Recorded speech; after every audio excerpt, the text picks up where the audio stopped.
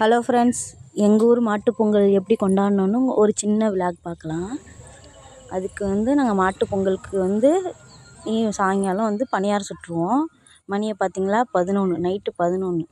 இதுக்கப்புறம் தான் நாங்கள் சாமி கும்பிட்டுட்டே சாப்பிடுவோம். அது ஏன் அவ்வளோ லேட் ஆகுதுன்னா, எங்கள் ஊரில் உள்ள ஆம்பளைங்கள்லாம் எங்கள் ஊர் சாமிக்கு போய் பொங்க வச்சுட்டு வீட்டுக்கு வந்ததுக்கப்புறம் தான் வீட்டுக்குள்ளே சாமி கும்பிட்டுட்டு நம்ம சாப்பிட்ணும். அங்கே பொங்க வச்சு முடிச்சிட்டாங்க. அதுக்கு வெடி வெடித்தாங்களா, அதனால் வீட்டில் ரெடி பண்ணிடணுன்ட்டு எங்கள் மாமி அந்த சுட்ட பணியாரம் சாப்பாடு எல்லாத்தையும் உள்ளே உள்ள சாமிக்கு இலை போட்டாங்க. இலை போட்டு எல்லாம் ப்ராப்பராக ரெடி பண்ணியாச்சு. ரெடி பண்ணதுக்கப்புறம் வெளியில் இதே மாதிரி நாங்கள் இலை போடுவோம். அங்கே போய் இந்த பொங்க வச்ச அடுப்புக்கும் இலை போட்டு அங்கே உள்ள திட்டாணி சாமி மாதிரி செஞ்சு வச்சுருப்பாங்க. அங்கேயும் இலை போட்டாச்சு.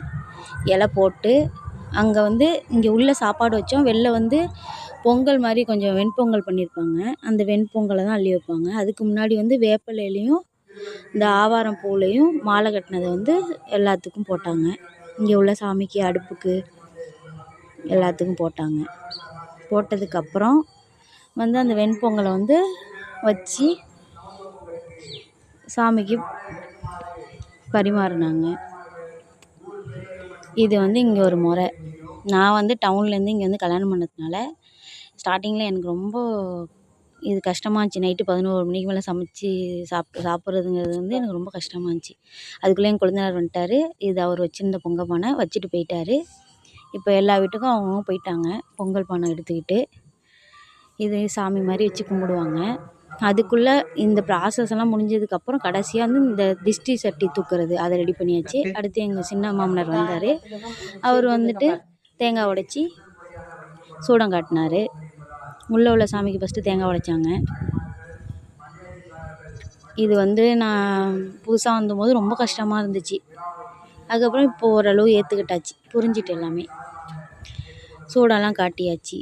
ஃபஸ்ட்டு உள்ளே உள்ள சாமிக்கு எல்லாமே பண்ணிட்டாங்க. அப்புறம் வெளில உள்ள சாமிக்கு போயிட்டு அங்கே போய் தேங்காய் உடைச்சி சூடம் ஏற்றுனாங்க. அங்கே போய் சூடெல்லாம் ஏற்றுனதுக்கப்புறம் அவங்க வீட்டு பசங்க வந்திருந்தாங்க. கையில் தட்டும் கம்பு வச்சுருப்பாங்க. இது சாமி கும்பிடும்போது அதை அடிப்பாங்க. இது வீட்டுக்கு வீடு எல்லோரும் அடிச்சுக்கிட்டே போய் எல்லா வீட்டுக்கும் போயிட்டு வரணும். அதனால் அவங்க பசங்களாம் வந்துட்டாங்க எங்கள் வீட்டுக்கு. இவர் அதுக்குள்ளே தேங்காய் உடைச்சி சூடம் காட்டினாங்க. எங்கள் மாமனார், சின்ன மாமனார். எனக்கு மாமனார் கிடையாது, அவங்களோட தம்பி தான் எங்களுக்கு பண்ணாங்க. சாமி கும்பிட்டதுக்கப்புறம் அந்த திஷ்டி சுற்றுற சட்டிக்கும் காட்டினாங்க. இது கடைசியாக அந்த பொங்கலை குளத்துலேருந்து தண்ணி எடுத்து வந்திருப்பாங்க. அதில் கரைச்சி வீட்டுக்குள்ளே கொஞ்சம் தெளிக்கணும், சைடில் தெளிக்கணும், எல்லா மூலையிலையும் தெளிக்கணும். அதுக்காக தான் இந்த ப்ராசஸ் பண்ணாங்க. இப்போ இதை ஃபஸ்ட்டு உள்ளே தெளிப்பாங்க. அப்புறம் சைடு இந்த பக்கம் எல்லா பக்கமும் 4 பக்கமும் தெளிச்சிருவாங்க. இது அவங்க தெளிக்கும் போது அவங்க பசங்க அதை அடிக்க ஆரம்பிச்சிட்டாங்க. எல்லா பக்கமும் தெளிச்சிட்டாச்சு. தெளிச்சதுக்கப்புறம் அதுக்குள்ளே இந்த சட்டி ரெடி ஆகிடுச்சு நெருப்போட. இது திஷ்டி சுற்றுறது வீட்டில் உள்ள எல்லாருக்கும். ஒரு வழியாக சாமி கும்பிட்டு முடித்தாச்சு. இதோட முடியலை. அடுத்து திஷ்டி சுற்றி சொல்லணும்னு லாஸ்ட்டாக முடியுதுன்னு அதை எடுத்தாச்சு. அதுக்கு முன்னாடி எங்கள் மாமியார் படியில் மிளகாலாம் போட்டு திஷ்டி சுற்றினாங்க. எங்கள் அம்மாலாம் வந்திருந்தாங்க ஊர்லேருந்து. திஷ்டி சுற்றி அதை அந்த சட்டியில் கொட்டிட்டாங்க. கொட்டினதுக்கப்புறம் அதை தூக்கி என் கொழுந்தனார் கையில் கொடுத்தாங்க. அவர் தான் திஷ்டி சட்டி தூக்குனார். தூக்கி எங்கள் எல்லோரும் நிற்க வச்சு சுற்றி வந்தார். 3 தடவை சுற்றி வரணும். 3 டைம் சுற்றி வந்தார். வீட்டில் எத்தனை பேர் இருக்குமோ எல்லாரையும் நிற்க வச்சு சுற்றணும். அப்போ தான் அந்த திஷ்டி குடும்பத்தில் உள்ள திஷ்டி போகும் அப்படின்னு ஒரு ஐதீகம் போல். திஷ்டி சுற்றினாங்க. 3 டைம் சுற்றினாங்க. 3 டைம் சுற்றினதுக்கப்புறம் ஃபுல்லாக வீட்டையும் சுற்றணும். வீட்டையும் சுற்ற போயிட்டாங்க. வீட்டை சுற்ற போகும்போது எங்கள் மாமி பின்னாடி லைட் அடிச்சுட்டு போயிட்டு வீட்டை சுற்றிட்டு வந்துட்டாங்க.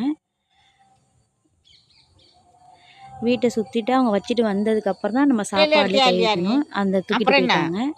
மணியை பாருங்கள் 12. இனிமேல் தான் நான் சாப்பிடவே போகிறேன். உங்களுக்கு இந்த வீடியோ பிடிச்சிருந்தால் லைக் பண்ணுங்கள், ஷேர், சப்ஸ்கிரைப் பண்ணுங்கள் ஃப்ரெண்ட்ஸ்.